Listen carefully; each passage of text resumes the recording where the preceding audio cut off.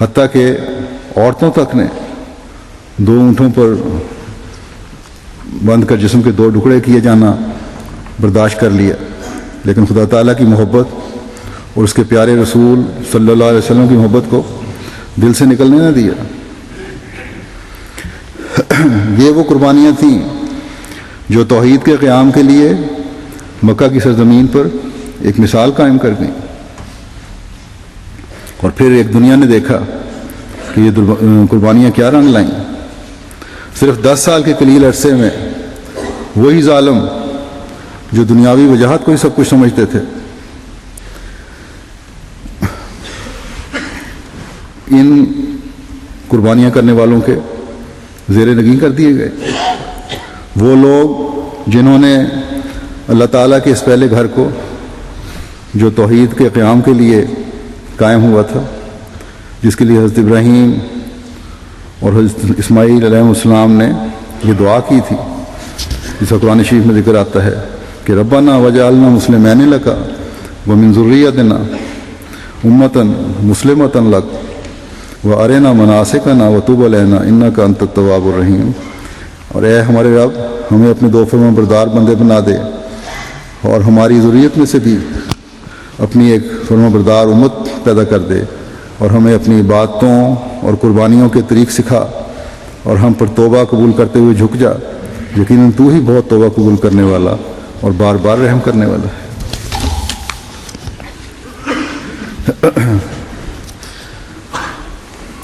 اس دعا کے برخلاف توحید کے قیام کے بجائے وہ گھر، اللہ تعالیٰ کا پہلا گھر 360 بتوں کی آماج گاہ بنا ہوا تھا، اور اس وجہ سے شرک کا گڑھ بن گیا تھا۔ جب مسلمانوں کے زیر نگین ہوئے تو کسی طاقت کے خوف سے نہیں، بلکہ خالص اپنے دل کی آواز کے ہاتھوں مجبور ہو کر لا الہ الا اللہ محمد رسول اللہ کا اعلان کرنے والے وہ لوگ بن گئے جو مشرکین میں سے شمار ہوتے تھے۔ بس کیا یہ عظیم قربانیوں کا وہ عظیم الشان نتیجہ نہیں جو تھوڑے عرصے میں چشم فلک نے دیکھا؟ آج بھی جو لاکھوں مسلمان مکہ مکرمہ میں پہنچ کر یہ فریضہ ادا کرتے ہیں، یہ حضرت ابراہیم علیہ السلام اور حضرت اسماعیل علیہ السلام اور پھر ان کی اس دعا کے جو قرآن شریف میں درج ہے کہ ربنا وابعث فیہم رسولا منہم یتلو علیہم آیاتک ویعلمہم الکتاب والحکمۃ ویزکیہم انک انت العزیز الحکیم۔ اور اے ہمارے رب، تو انہی میں سے ایک عظیم رسول مبعوث کر جو ان پر تیری آیات کی تلاوت کرے اور انہیں کتاب کی تعلیم دے اور اس کی حکمت بھی سکھائے اور ان کا تزکیہ کر دے، یقیناً تو ہی کامل غلبے والا اور حکمت والا ہے۔ اس دعا کو اللہ تعالیٰ نے شرف قبولیت بخشتے ہوئے جو عظیم رسول حضرت محمد مصطفیٰ صلی اللہ علیہ وسلم کی ذات میں مبعوث فرمایا، ان کی قربانیوں کی یاد کو تازہ کرنے کے لیے بھی یہ حج کیا جاتا ہے، وہاں مسلمان اکٹھے ہوتے ہیں۔ بس جس طرح اللہ تعالیٰ کے ان برگزیدوں اور پاک اور مطہر بندوں نے خالص ہو کر قربانیاں پیش کی تھیں، اور آن حضرت صلی اللہ علیہ وسلم کی قوت قدسی کے تحت آپ صلی اللہ علیہ وسلم کے صحابہ نے قربانیاں پیش کی تھیں اور قبولیت کا اعزاز پایا تھا۔ آج بھی اسی سوچ اور اسی طرح خالص ہو کر کیا جانے والا حج اور قربانیاں اس مقصد کے حصول کا ذریعہ بنیں گی جس غرض کے لیے اس گھر کی بنیاد رکھی گئی تھی اور قربانی کرنے کا حکم ہوا تھا، ورنہ یہ حج بھی بے فائدہ ہے اور یہ قربانیاں بھی بے فائدہ ہیں۔ اللہ تعالیٰ نے تو صاف اعلان فرما دیا ہے کہ اصل چیز تمہارا تقویٰ ہے۔ آج مسلمانوں میں بعض ملکوں میں تو قربانی اور جہاد کے نام پر بچوں اور نوجوانوں کو خودکش حملوں کے ذریعے سے معصوموں کا خون کرنے پر آمادہ کیا جاتا ہے، اور پھر اسے بڑے فخر سے بیان بھی کیا جاتا ہے کہ ہم نے ان کی ایسی تربیت کر دی ہے کہ وہ اسلام کے نام پر اپنی جانیں تک قربان کرنے کے لیے تیار ہیں۔ کوئی ان بدفطرت اسلام کے جو نام نہاد علمبردار بنے ہوئے ہیں ان سے پوچھے کہ کیا تم نے کبھی اپنے بچے بھی اس اہم مقصد کے لیے پیش کیے ہیں؟ ان کو بھی اس قربانی کے لیے پیش کیا ہے؟ ہمیشہ جواب آپ نفی میں دیکھیں گے۔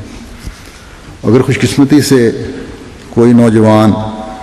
کارروائی سے پہلے پکڑا جائے، جو اکا دکا باز پکڑے بھی گئے ہیں، تو وہ روتے ہوئے یہی کہتا ہے کہ ہمارے ماں باپ نے اپنی غربت کی وجہ سے ہمیں ان ظالموں کے ہاتھوں بیچ دیا، اور اب ہمارے پاس کوئی راستہ نہیں، یا ان کے ہاتھوں مر جاؤ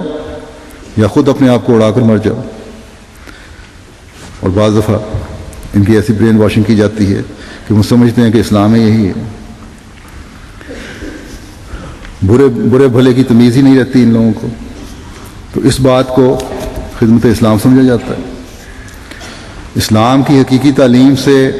روشناس ہی نہیں کروایا جاتا، جہاں یہ حکم ہے کہ عورتوں، بچوں، بوڑھوں، مریضوں، حتیٰ کہ ہر وہ شخص جس نے ہتھیار نہیں اٹھایا اسے کچھ نہیں کہنا، جنگ کی حالت میں بھی۔ اس کے برعکس یہاں کیا ہو رہا ہے؟ بھرے بازاروں میں، عبادت گاہوں میں، مسجدوں میں بلا تمیز چھوٹے بڑے، بچے بوڑھے، عورت مرد کی جان لے لی جاتی ہے۔ ایک ہنستا بستا گھر خوش بازار خرید و فروخت کے لیے جاتا ہے تو شام کو ان کی لاشیں گھر آتی ہیں۔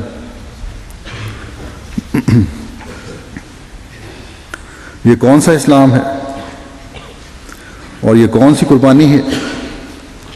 اگر اسلام میں کبھی جنگوں کی اجازت دی گئی تو ایک مقصد کے لیے، ظلم کو ختم کرنے کے لیے، اور اس میں بھی اللہ اور رسول کا حکم ہے کہ جو تم پر ہتھیار نہ اٹھائے اس پر ہتھیار نہیں اٹھانا۔ اور پھر یہ کہ یہ حکومت وقت کا کام ہے کہ ظلم کی بےخونی کی جائے، نہ کہ ہر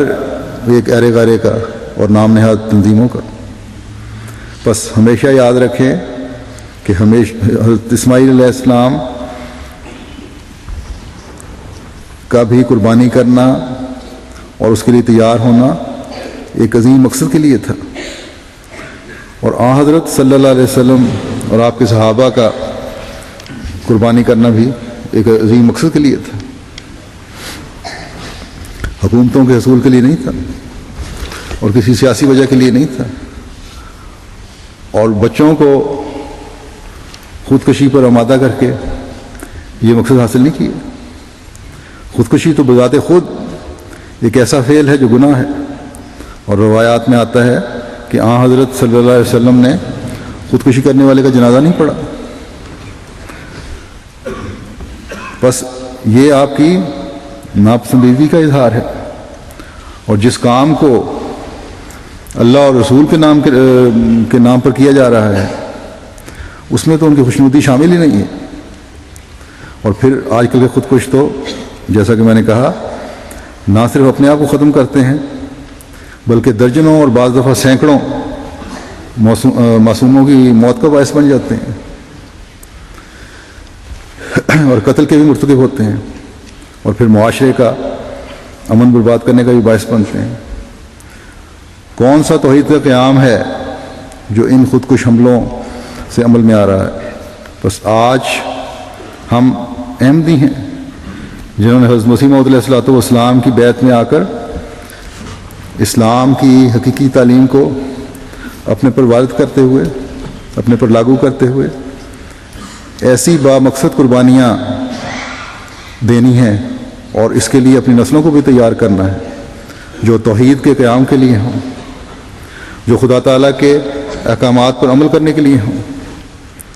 جو اسلام کا جھنڈا دنیا میں گاڑنے کے لیے ہوں، جو معاشرے کے حقوق قائم کرنے کے لیے ہوں، جو آپس کے اتحاد کے لیے ہوں، جو معاشرے کا امن قائم کرنے کے لیے ہوں۔ حضرت ابراہیم اور حضرت اسماعیل علیہ السلام جب خانہ کعبہ کی بنیادیں کھڑی کر رہے تھے تو یہ دعا کر رہے تھے کہ جو شہر آباد ہونے کی اے اللہ تو ہمیں خوشخبری دے رہا ہے، تو ہماری تیرے سے یہ دعا ہے اور یہ عاجزانہ دعا ہے کہ رب جل ھذا بلدن آمنا، اس جگہ کو ایک پرامن آبادی بنا دے، یہ شہر خوب پھلے اور بڑھے لیکن پرامن ہو۔